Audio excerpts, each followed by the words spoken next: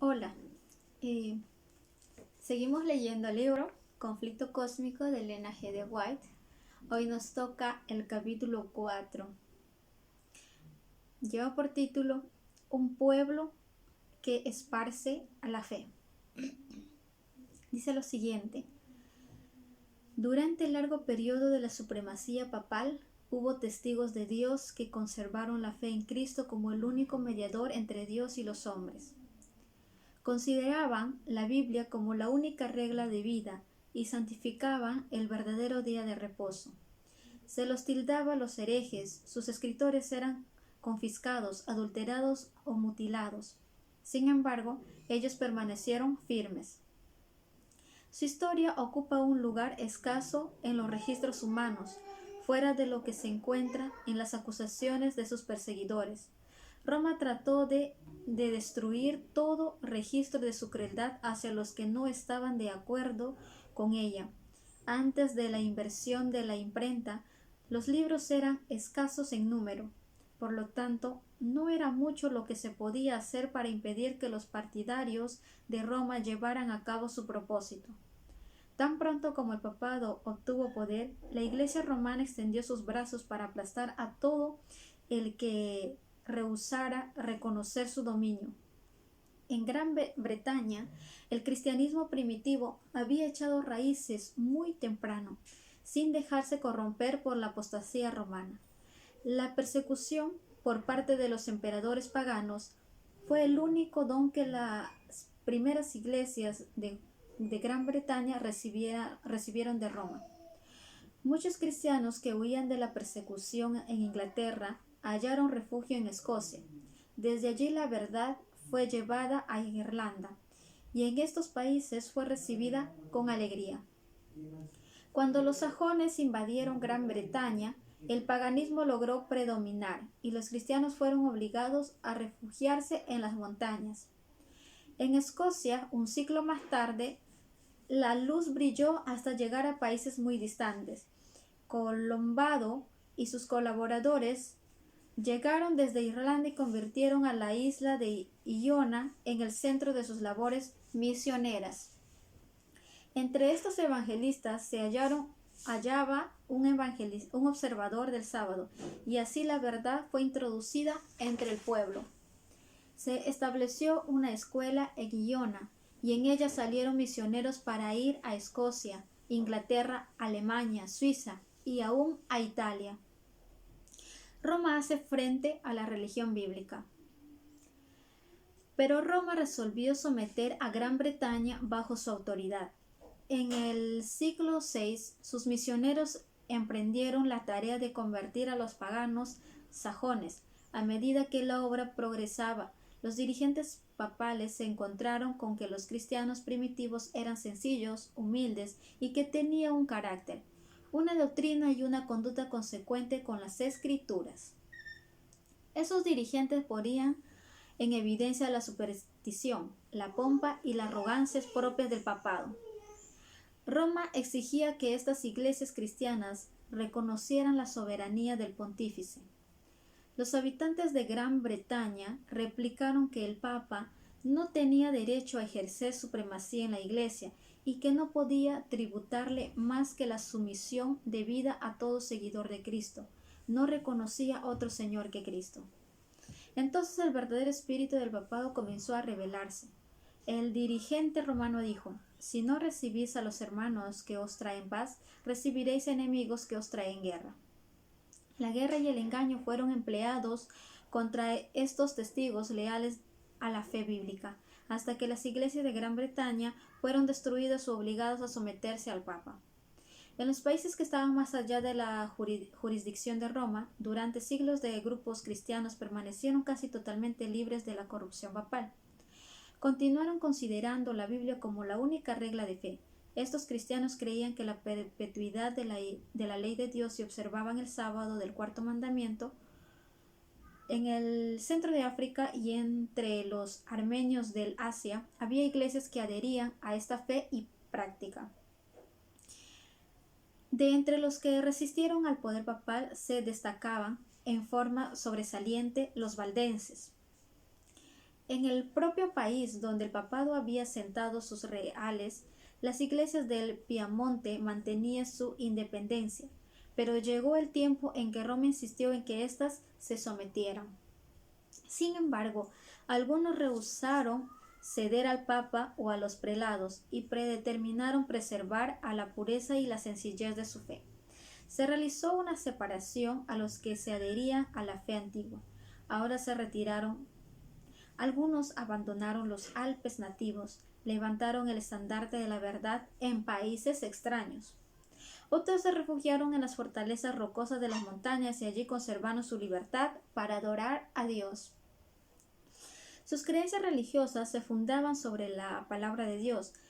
Esos humildes campesinos, apartados del mundo, no habían llegado por sí mismos a la verdad en oposición a los dogmas de la Iglesia apóstata. Sus creencias religiosas fueron la herencia que recibieron de sus padres. Ellos luchaban por la fe de la Iglesia apostólica, la Iglesia del desierto, y no la orgullosa jerarquía entronizada en la gran capital del mundo. Era la verdadera Iglesia de Cristo, la guardiana de los tesoros de la verdad que Dios encomendó a su pueblo para que fuera dada al mundo. Entre las causas más importantes que determinaron la separación entre la Iglesia verdadera y Roma, existía el odio que esta última profesaba hacia el día de reposo bíblico. Como lo había predicho la profecía, el poder papal echó por tierra la ley de Dios. Las iglesias sometidas al papado eran obligadas a honrar el domingo. En medio del error prevaleciente, muchos de los verdaderos hijos de Dios estaban tan confundidos que observaban el sábado y al mismo tiempo no trabajaban el domingo. Pero esto no satisfacía a los dirigentes papales. Ellos exigían que el verdadero sábado fuera profanado y denunciaban a los que se atrevían a manifestar que honraban ese día. Centenares de años antes de la Reforma, los valdeses poseían la Biblia en su idioma nativo. Esto determinó que fueran un objeto especial de persecución. Ellos declaraban que Roma era la Babilonia apóstata del Apocalipsis, con peligro de su vida que mantenían firme para resistir sus corrupciones. Seguidamente, durante aquellos ciclos de apostasía, hubo valdenses que negaban la supremacía de Roma, rechazaban el culto a las imágenes como idolatría y observaban el verdadero día de reposo. Detrás de las majestuosas baluartes de las montañas, los valdenses establecieron un lugar de refugio. Esos fieles exiliados señalaban a sus hijos a las alturas majestuosas, en cuyo pie se hallaban y les hablaban acerca de aquel cuya palabra es tan dura como las colinas eternas. Dios había establecido con firmeza las montañas, ningún brazo sino el del infinito poder podía moverlas.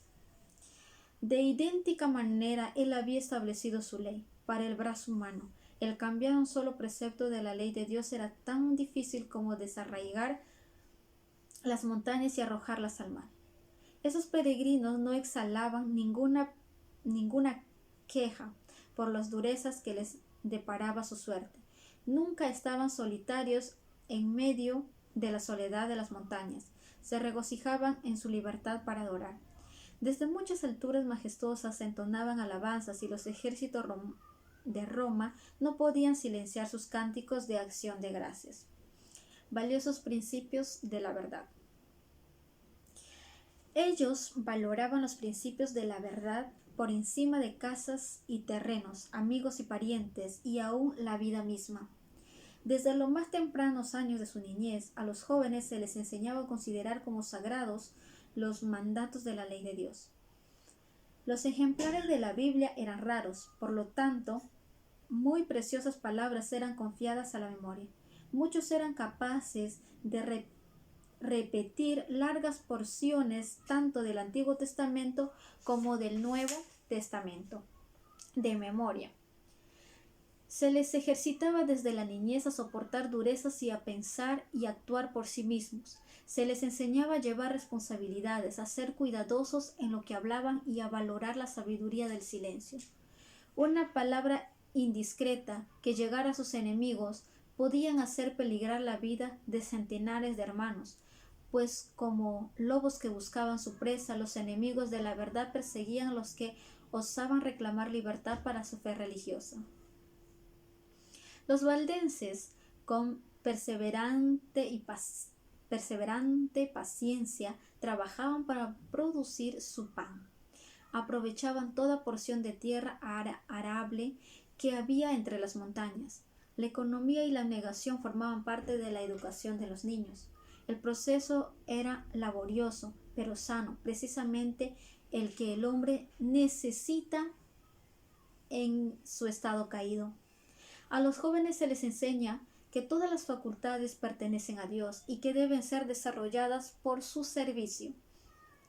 Las iglesias valdenses se asemejaban a la iglesia de tiempos apostólicos, rechazando la supremacía del Papa y de los prelados. Se aferraban a la Biblia como la única autoridad infalible. Los pastores, a diferencia de los señoriales sacerdotes de Roma, alimentaban a la grey de Dios, conduciendo a pastos verdes y a los vivos manantiales de su santa palabra. La gente se reunía no en iglesias magníficas o en grandes catedrales, sino en los valles alpinos, o, en tiempos de peligro, en alguna fortaleza rocosa, para escuchar la palabra de verdad de los siervos de Cristo. Los pastores no solamente predicaban el Evangelio, sino que visitaban a los enfermos y trabajaban para promover la armonía y el amor hermanable. A semejanza de Pablo, el fabricante de tiendas, cada uno aprendía un oficio con el cual, si fuera necesario, pudiera proveerse sostén propio. Los jóvenes recibían instrucción de sus pastores. La Biblia era el principal tema de estudio. Aprendían de memoria los evangelios de San Mateo y San Juan, así como mucho de los epístolas, mediante un trabajo incansable. A veces, en las oscuras cavernas de la tierra, a la luz de las antorchas, se copiaban las Sagradas Escrituras, versículo por versículo. Ángeles del cielo rodeaban a estos fieles obreros. Satanás había instigado a los sacerdotes papales y a los prelados a enterrar la palabra de verdad bajo los escombros del error y la superstición. Pero una manera maravillosa, esta fue conservada fielmente a través de todas las edades oscuras.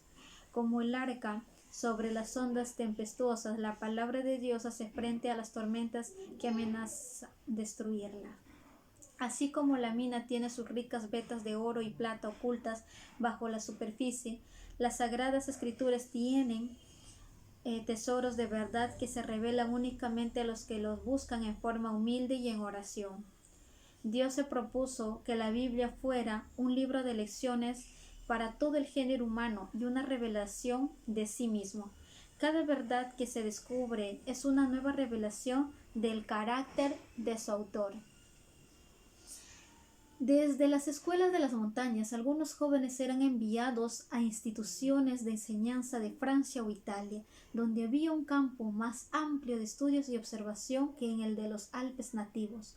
Los jóvenes enviados que veían expuesto a la tentación se encontraban con los agentes de Satanás que los instigaban con sutiles herejías y peligrosos engaños, pero su educación desde la niñez los preparaba para hacer frente a estos peligros.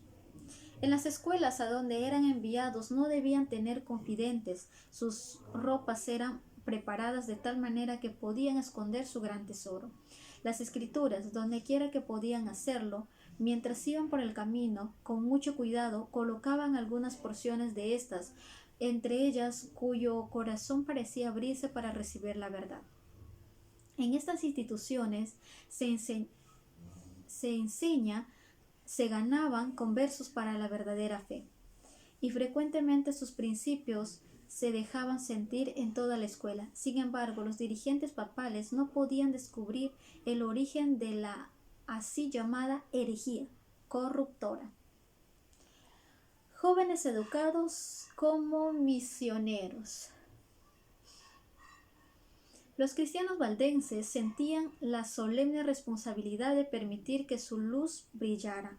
Por el poder de la palabra de Dios, trataban de quebrantar la esclavitud que Roma había impuesto. Los pastores valdenses habían de servir 3 años en algún campo misionero antes de hacerse cargo de una iglesia en su lugar nativo. Una introducción adecuada para la vida pastoral en tiempos que constituían una prueba para el alma de los hombres. Los jóvenes veían delante de ellos no la riqueza y la gloria terrenal, sino el trabajo fatigoso, el peligro y la posibilidad del martirio. Los misioneros salían de 2 en 2, como Jesús solía enviar a sus discípulos. El dar a conocer la misión que llevaban habría asegurado su derrota. Todo ministro poseía un conocimiento de algún oficio o profesión, y los misioneros proseguían su trabajo bajo el mando de una vocación secular, habitualmente la de comerciante. Llevaban sedas, joyas y otros artículos, y eran bienvenidos como comerciantes en lugares donde habrían sido despreciados como misioneros. Llevaban secretamente ejemplares de la Biblia, parciales o completos. A menudo se despertaba el interés de leer la palabra de Dios y una porción de la misma era dejada para los que la deseaban.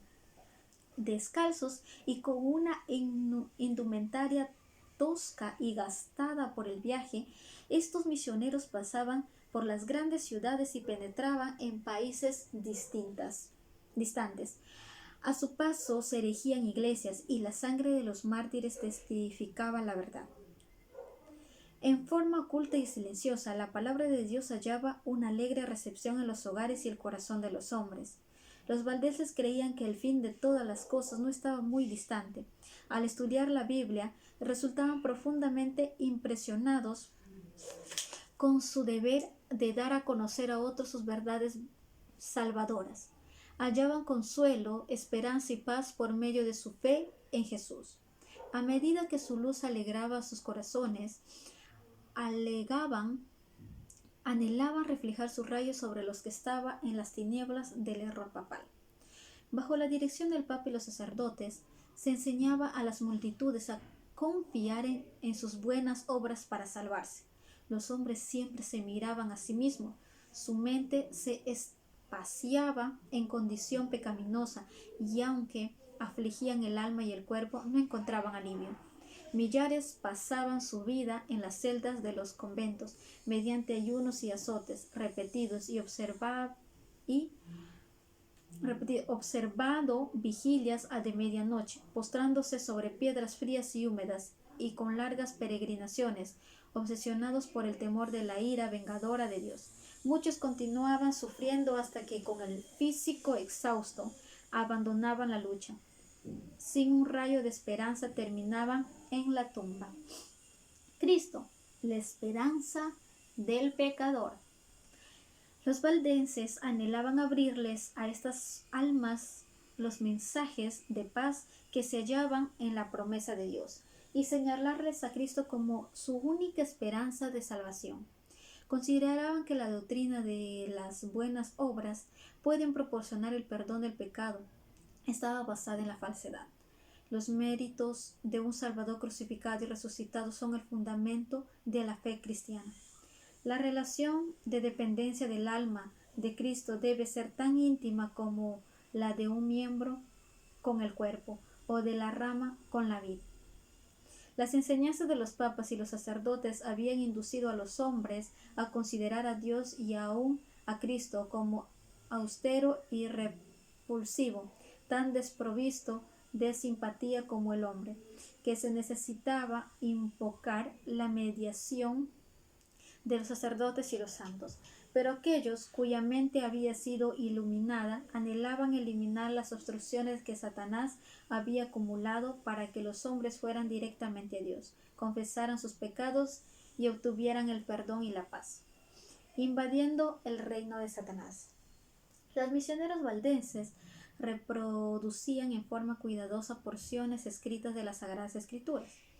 La luz de la verdad penetraba en muchas mentes entenebrecidas hasta que el sol de justicia brillaba en el corazón, trayendo salud en sus rayos.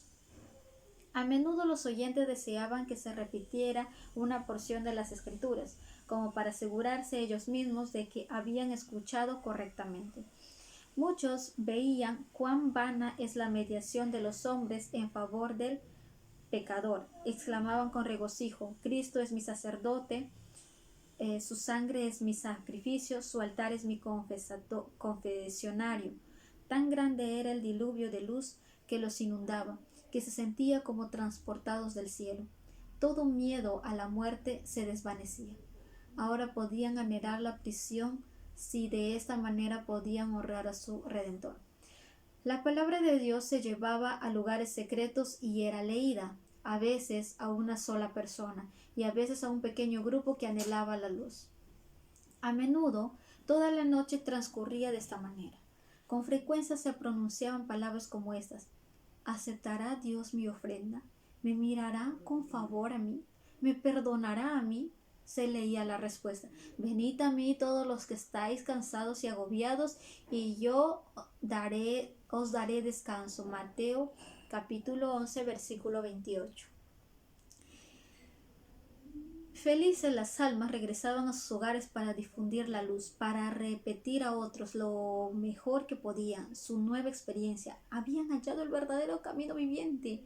La escritura las escrituras hablaban al corazón de los que anhelaban la verdad.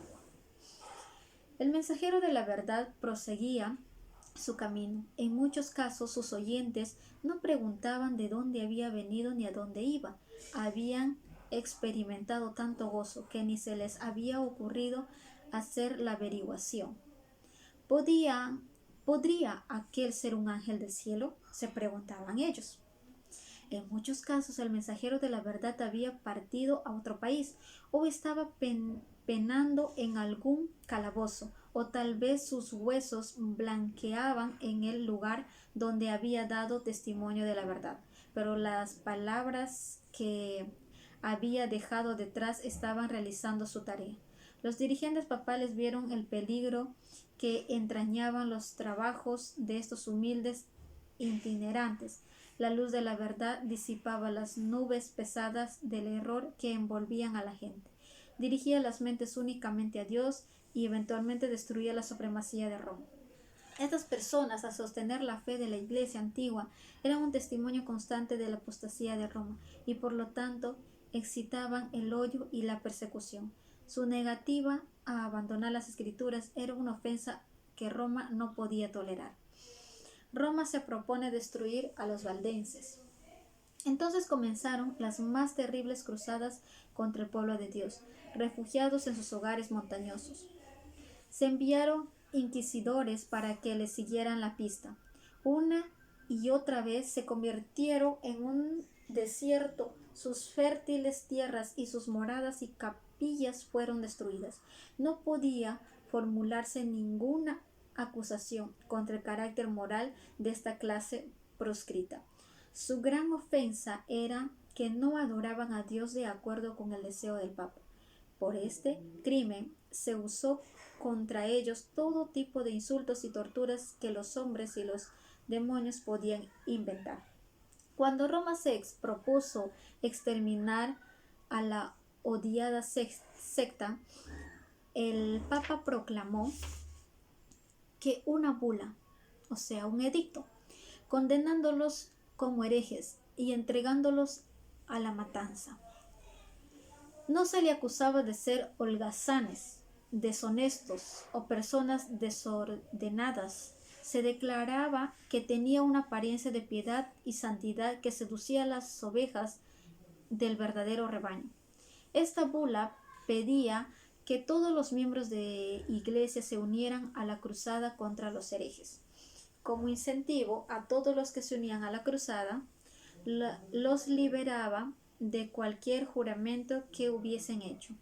Declaraba que eran legítimos sus títulos de toda propiedad que hubieran adquirido ilegalmente. Y prometía la remisión de todos sus pecados a todo lo que matara en algún hereje.